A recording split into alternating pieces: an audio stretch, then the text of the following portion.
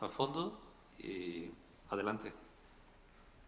Sí, yo tengo dos preguntas. Una para Carrasco sobre el decálogo, que me ha parecido muy interesante y necesario. Sí, merci. Merci. Je recommence. Donc, non. Alors, merci pour votre présentation. Perdón, encima estoy cambiando de lengua. Espérate que me resitúe. Entonces, gracias por esta presentación que me ha parecido muy interesante y necesaria.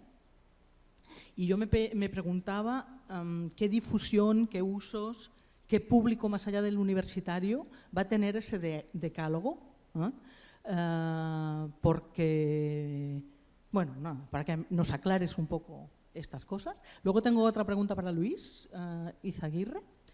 En este proyecto de recogida, de colecta del corpus del catalán, que me ha parecido muy interesante, solo una información desde Bretaña. En Bretaña tenemos una variante de oil que es el galó, y el galó está haciendo exactamente el mismo trabajo de colecta, así que si luego nos hablamos, le puedo pasar la información sobre la asociación Chubry, que está haciendo este tipo de trabajo concretamente. Y más allá de la colecta, ¿qué usos concretos posibles?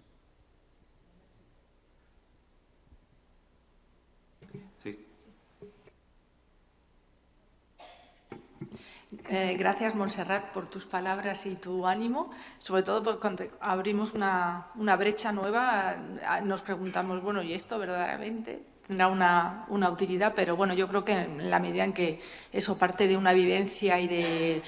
Yo creo que sí, que si no se queda en un cajón, claro. Precisamente, en cuanto el decálogo no se ha redactado pensando como público meta el universitario. Je peux peut-être passer au français, je sais pas. Non. Donc, le décalogue, il est plutôt pensé pour le secondaire. Voilà. Mais bon, quelle diffusion? Déjà, s'il est publié dans une revue scientifique, c'est une reconnaissance pour notre travail. Après, la diffusion, c'est une très bonne question. Ça sera au bon vouloir de ceux qui les connaissent, qui les lisent, et voilà, et moi, les diffusant comme dans des forums comme celui-ci.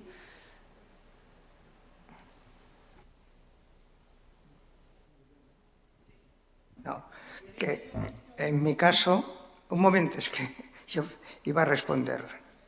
Je vais répondre a la question. En principio, disponer de una herramienta para consultar corpora orales es como disponer de un tratamiento de textos. Tú lo podrás utilizar para tus investigaciones, pueden ser para la didáctica, pueden ser para la lexicografía, pueden ser para la gramática. El Instituto de Estudios Catalans en concreto está trabajando en dos ámbitos, lexicografía y gramática. En ambos casos, mirando de capturar la evolución más reciente de la lengua. Por razones prácticas, los corpus básicamente son escritos, pero el 95% de nuestra producción lingüística es oral. Y si no, hacer la prueba un día, grabaros todo lo que habláis durante un día, desde que os levantáis hasta que vais a la cama, y al día siguiente intentar transcribir. Y os daréis cuenta de que la lengua básicamente es oral, pero por la dificultad de capturarla, los gramáticos y los lexicógrafos trabajan sobre todo en la lengua escrita, y hay que romper esto. Pero si para otra lengua se quiere utilizar para la didáctica, para hacer manuales, por ejemplo, o para hacer diccionarios que lleven ejemplos audibles, sonoros, de cómo se realiza la lengua en Argentina, en Estados Unidos, etcétera, todo esto es posible. La imaginación es el único límite para lo que deseamos, pero hay otro límite que es el económico, y por eso hemos de sumar esfuerzos, o sea que estaré encantado de tomar nota.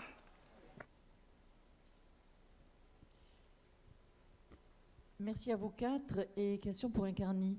J'aimerais savoir quelles sont tes hypothèses visiblement pour affirmer que la situation serait pire au plan de la lecture des médias, de la vulnérabilité par rapport aux fake news en Espagne qu'ailleurs. Alors peut-être que, je ne sais pas du tout, hein, mais je sais qu'en France, on a un dispositif qui s'appelle le CLEMI, que tu connais probablement. Le CLEMI, c'est le Centre d'éducation à l'information et aux médias, qui intervient énormément dans le secondaire, un peu dans le supérieur. Moi, je les avais fait venir à une époque, et qui font vraiment un boulot remarquable. C'est un système, c'est un dispositif étatique. C'est nos impôts qui payons ça. Et enfin, moi, j'en suis ravie. Et donc, est-ce que ça existe à votre connaissance ailleurs? Est-ce que c'est soutenu par le Conseil de l'Europe, par exemple? Est-ce qu'on pourrait imaginer ce genre de partage? Voilà, c'est ma question. Merci. Merci à toi. Donc, je me base dans des données, dans des articles, dans des lectures.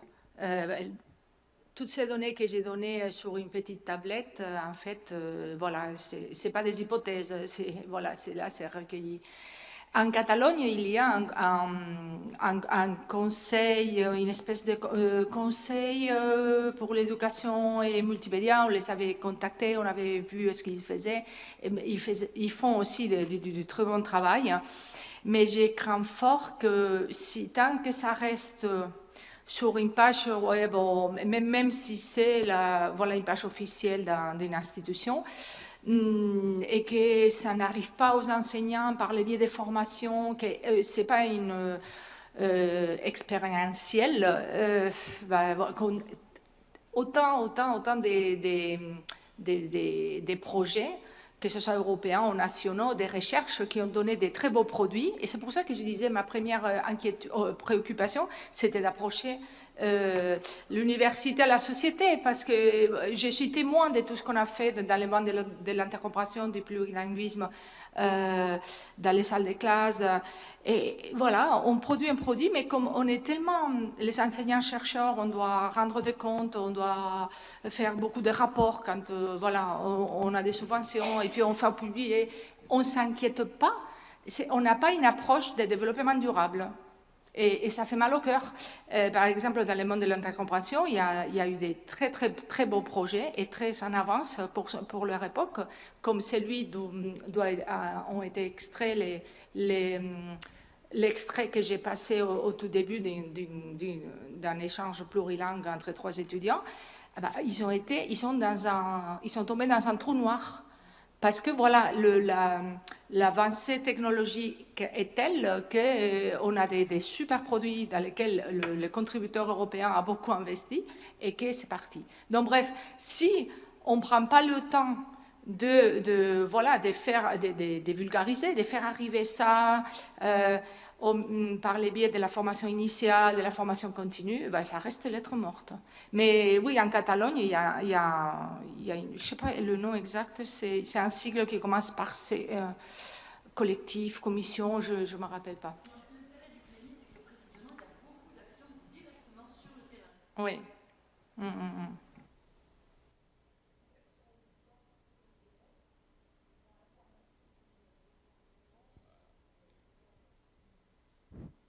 Voilà, félicitations donc à ces différentes communications. Bon, moi, je voulais réagir par rapport au corpus oral. Alors, vous avez dit que c'est à des fins lexicographiques ou grammaticales. Alors, je voudrais savoir si vous avez travaillé d'abord sur des corpus anciens, parce que quand on parle de langue et quand on parle surtout de grammaire, on fait référence donc à l'original, au plus ancien.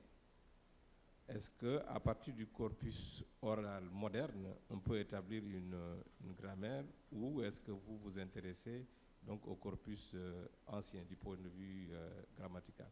Bon, du point de vue lexicographique, oui, on peut peut-être comprendre un peu, bien remarquer l'évolution donc entre les générations. Donc c'est ma question.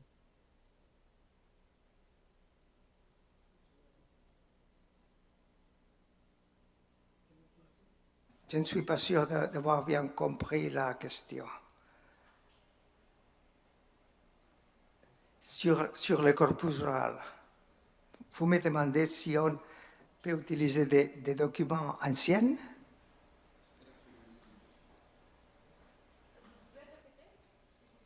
Vous pouvez répéter la question et peut-être permettre aux interprètes...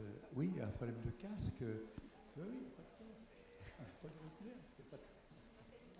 Non, parce que est-ce que là, je sentir. Vous pouvez utiliser le corpus avec tous les documents que vous avez sur les numérisés. Il faut les avoir numérisés. Nous avons eu dans mon institut à Barcelone le professeur Marcel Dikikidiri, qui est un expert en terminologie, mais qui travaille sur le sango. Et on a travaillé avec des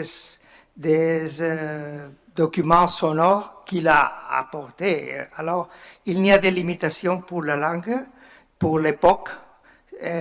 Seulement, il faut que ce soit les documents que vous voulez analyser. Mais je ne suis pas sûr d'avoir bien compris la question.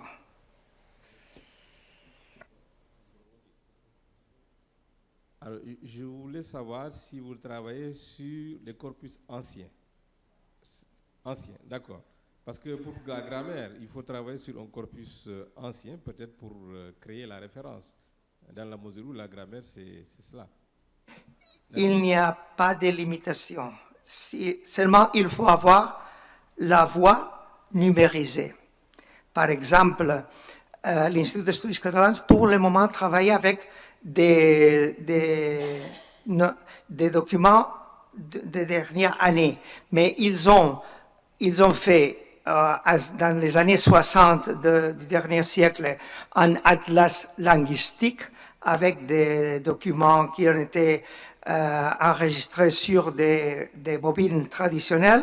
Et maintenant, on est en train de numériser ces documents pour avoir une version diachronique de la langue. La limite, c'est seulement qu'il faut pouvoir transférer la voix à l'ordinateur, c'est-à-dire la numériser.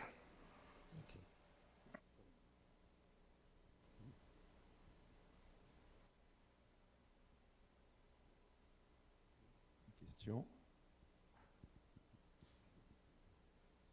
Merci. Cette question s'adresse plus particulièrement à M. Sethi et sa collègue. Je me demandais comment vous expliquiez qu'il y ait autant de variations du Wolof, c'est ça, dans une région si étroite finalement. Pour ce qui concerne l'Argentine, ça peut se comprendre. Il y a eu le voyage, peut-être que la langue a évolué dans un autre contexte. Mais je me demandais quelle était votre explication, vous, pour toutes ces variations. Vous avez parlé d'une variation par village, c'est ça, à un moment donné. Voilà. Et ma deuxième question, c'était est-ce que vous avez pensé, par rapport à votre projet de page Facebook, de restituer des récits parce que les personnes avec qui vous êtes en contact sont très âgées, d'après ce que j'ai compris, en tout cas certaines d'entre elles. Et est-ce que vous avez comme projet de garder un petit peu ces récits de migration, etc., dans une perspective anthropologique, quoi. Enfin, je ne sais pas, de mémoire un petit peu par rapport à peut-être une communauté qui va disparaître. Je ne sais pas, je parle comme ça, je n'ai pas de... Voilà. Je vais répondre. Merci beaucoup pour votre question. À propos des variations, déjà, Bracchi avait décrit la particularité du Baloch, c'est qu'en fait, on retrouve qu'il se trouve un petit peu, donc ça fait partie de ce qu'on nomme lombard, mais c'est un petit peu au rond-point entre le lombard dit occidental et le lombard oriental. Et parfois, ces variantes peuvent différer. Parfois, il y a 4 villages tout au long de la vallée. Par exemple, il y a certaines choses qui ont plus en commun le premier village et le dernier, mais que les 2 villages du milieu n'ont pas. Et une autre chose, il y a un des villages qui est séparé par la rivière, et d'un côté et de l'autre de la rivière, on a des différentes. Et ça, c'est plutôt à niveau de prononciation qu'on va les retrouver. Mais justement, peut-être là, il faut considérer aussi que c'est pour ça que les entretiens avec les personnes en Argentine et aux États-Unis ont été importants, parce qu'on retrouve, par exemple, en Argentine, qu'il y avait beaucoup plus de similarités entre les gens qui provenaient des différents villages. Donc, il y a eu comme une convergence vers une seule variation, on pourrait dire. que dans les villages même où il y a eu toujours cette séparation un petit peu. En ce qui concerne la question de récit, j'ai oublié de vous dire tout à l'heure, donc dans mon travail, quand j'ai reçu les bobines de 1970, il y avait aussi des personnes qui étaient nées en 1890 qui avaient été interviewées. Et j'ai dû aller à Londres, j'étais invité à l'école SOAS de l'Université de Londres pour les digitaliser. Donc déjà ça, c'était un énorme travail parce que, pour exemple, certaines bobines, on m'a dit, tu les écoutes maintenant et puis il n'y aura plus rien. Donc j'avais une certaine responsabilité avec ma petite valise d'y aller. Et l'archive Pangloss de CNRS à Paris, normalement on est en processus, j'ai donné tout le matériau, on est en train de travailler les métadonnées, normalement ça va être disponible, tous les récits vont être disponibles en ligne. Mais bien sûr, quand vous dites les personnes âgées, j'ai tendance à leur dire oui, vous pouvez aller un jour et vous écouter l'entretien que j'ai fait avec vous en ligne, mais bon, pour eux, c'est un petit peu difficile. Et justement, quand ils me disent « el libro », le livre, j'ai bien sûr expliqué que ce livre, c'est un dictionnaire, qu'il y a des exemples tirés des entretiens que j'ai fait avec eux et avec elles, et aussi qu'il y a une grammaire, mais il y en a beaucoup qui pensent qu'il y a leur histoire de vie dans le livre. Donc il y a aussi un problème vraiment, mais bon, là je ne peux pas lutter contre, parfois mon message ne passe pas. Et autre chose intéressante pour vous dire, c'est vraiment un contexte un petit peu isolé, il y a des gens qui parlent vraiment à peine l'italien, et quand je proposais un entretien, je me rappelle une dame qui me disait, elle pensait passer à la télé nationale, donc ça aussi c'était vraiment très mignon d'un côté, mais vous voyez un petit peu dans quelle isolation on habite un petit peu là-bas. Merci beaucoup. Bien, pues si no hay más preguntas y ya dada la hora, damos por finalizada la sesión.